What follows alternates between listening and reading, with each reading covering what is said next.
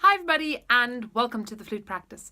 Today we are going to be looking at some ways that you can really inspire yourself to practice. This is specifically aimed at those days when we just don't feel like it or we're struggling to kind of get back into our routine, and we're going to look at some really simple and practical ways that you can kickstart that inspiration. So let's go check it out.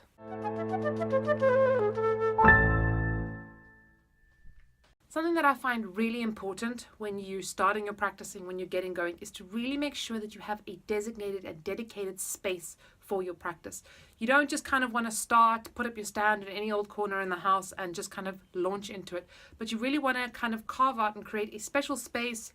Maybe it's a space with a beautiful view, or perhaps it's just a nice little niche or corner in the lounge or in the dining room, whatever it might be. Make sure you have all your things ready as well. Make sure you have your pencils and your paper and your notebooks and your music and everything easily accessible, close by, close at hand, so that you're really creating a very kind of inspired workspace that is really geared at practicing and doing the work that you want to do.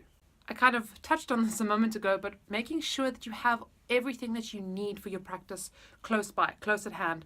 Your metronome, your pencil, all your music books. I had such an interesting, I recently kind of moved rooms in the house, and in my previous room I had all the music books kind of in a cupboard down below, mostly because of space. There just wasn't a lot of space in the room, and now I have them nicely on a bookshelf, just kind of easily accessible and ready.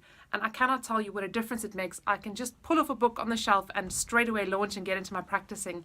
So really make sure you have all your materials ready and accessible, so that you're not kind of jumping over these hurdling stones of like, where's my pencil? And where's that book? And now I need to go dig around. And there's nothing quite so demotivating as having to go like scratch through like a dirty, messy cupboard just to find like, your Tough and Gobert, technique book.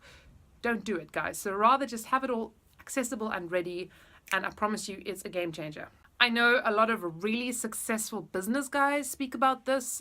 They talk about getting up early, having an early start. And trust me, like, I am not the best morning early riser person. Like, I love my sleep. But I will say that I have really noticed, just generally for my work, even like making these YouTube videos, if I get up and start the day too late and I'm like, not getting into it early enough, it is so demotivating. By the time that like 12 o'clock midday time comes and I haven't got enough work done, the chances are that I'm not really going to get all that much work done for the rest of the day. Like, don't put that on yourself as like a new limitation, but just be aware that the earlier you get going, the more you do first thing in the morning, the better. So I used to even do this thing where I used to wake up like early in the morning and just warm up on scales, like before my first coffee, before breakfast. It's brutal, it's horrible, it's not fun, but at least I had the feeling of like kickstarting my day. And I was like, okay, cool. I've like broken the ice, I've gotten going. And I know that if nothing else happens today, I know that I've done that little bit early in the morning. Like a little disclaimer, like if you know that mornings really is not your best and most productive time, and that is evenings or whatever it might be, that is fine. Like that is totally okay. I think when I say start early, start what is early for you. So don't like allow yourself to get into that like procrastination. Oh, I'll do just now, I'll start in a moment, I'll start just now. Rather start with it right away whenever your day starts or whenever your productive time starts. Get going with it straight away. I think it's so unbelievably important to set goals. I'm going to relate this back to my YouTubing experience again as well. So I remember like in the beginning, I used to like never really have much of a plan. I used to kind of just go with whatever I had going. And I found that this worked for a while. And sometimes it's still fun. Sometimes it's cool just to put on that camera and chat. But the amount of planning that I've started to do before I start filming the videos, and the difference it makes in my motivation, in my inspiration, in my kind of like a willingness and ability to get up and actually do stuff is massive. So I'm going to bring this back into our practice. Plan your practicing. Plan what you want to do. So say today, okay, I have got a beautiful day ahead of me. And today I actually would like to work through this daily exercise. Well, I'd like to get through, I'd like to work on my double tonguing. I always mention that, I think, just because I was so horrible at it at some point. Perhaps you want to say, okay, today I'm going to work on different, breath control issues or whatever it might be. Like, have your goal. And also maybe even for every little specific practice session, like say to yourself, okay, I am going to warm up with a bunch of exercises on F major today, or I am going to do Della Sonorita exercises in this 20 minutes that I have You can use so little time and do so much work with that time if you're just smart about it and really plan. But I think the biggest thing that planning helps is it helps you stay motivated. It helps you set those nice goals that you know where you're going. And there's nothing quite as inspiring as knowing where you're headed. Having goals is really important and great, but nothing kills inspiration and motivation faster than having unrealistic goals. So guys, have realistic expectations on yourself. Do not try and learn an entire concerto in one practice session or in one day or even in 1 week. Set yourself goals that are doable, realistic, and I especially like to, especially when I'm like really not feeling inspired or I haven't practiced in a while and I'm getting back into it, start with easy tasks. Start with little things that you know you can do and that you can do well. So you get this feeling of success and you get a feeling of, achieving something and going somewhere, rather than like torturing yourself or beating yourself up, being like, I'm so bad and I haven't practiced and now I'm going to, 5 hours of I don't even know what. Just don't do it. You're going to kill your joy of it almost instantly.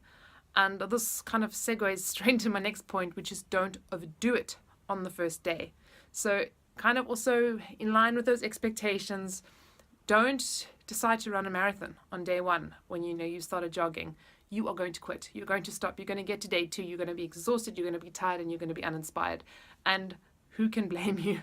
So, I recently did that flute bootcamp series and we went through a whole 30-day journey together, and the first day, I will stand by this over and over again, is easing into it, really just slowly getting everything going and just slowly kind of feeling our way into it. By the end of it, we were really pushing hard, we were working hard, we were doing stuff that was very kind of advanced, and that's fine. We got to the end of that journey, but don't try and do this on day 1. You're going to kill it. I promise you are. Sometimes when I'm really procrastinating about something and I'm putting it off and part of the problem is it's like I've been thinking about it too much. Like I'm getting too up here about it. A friend of mine was telling me about, this, I don't know, some researcher who was saying it takes about 5 seconds for your brain to figure out reasons why it doesn't want to do something. So what I want to really recommend is sometimes you just have to get on with it. You just have to do it. Sometimes you got to kind of she had this technique of counting down from 5. You can 5, 4, 3, 2, 1, and do it. And just don't think. Switch this guy off and just don't think so much about it and just get on with it. This applies actually for getting up early as well. Sometimes you just need to actually count down and get out of bed and move it.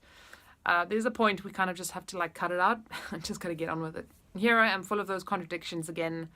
Sometimes, and you need to kind of assess when this is, sometimes when you really just don't feel like it, maybe you've tried, you've done the countdown, you've started early, you've done everything, and it's just not happening and you just don't feel like it. Sometimes you just don't need to. Sometimes you just can't take a break. Sometimes you just actually, maybe your body is telling you you're tired or overwhelmed or stressed. Maybe you need to go take a nice walk. Maybe you need to go, I don't know, do whatever it is you do to be relaxed and happy and calm. There is nothing more pointless than practicing when you really don't want to, when you're feeling stressed, when you are feeling really uninspired and demotivated. This video is not about how do I force myself to practice. This video is really about how do I motivate and inspire myself to want to practice and feel inspired and motivated. When we aren't, really there is nothing more destructive and soul destroying than practicing in that way. All right, guys, that was a little bit of, just food for thought, a little bit of inspiration, a little bit of a motivation injection into your practice life, into your practice routine. Perhaps you guys have got some other really nice little tips that inspire you. So I really encourage you to pop those in the comment section below. Let us help motivate and inspire each other, because you know what? Some days we have great days and some days we don't. And I think the more we can pull together as a family and as a community in this space to help each other through those good and bad days, the better. Until then, everybody, happy practicing and see you next time.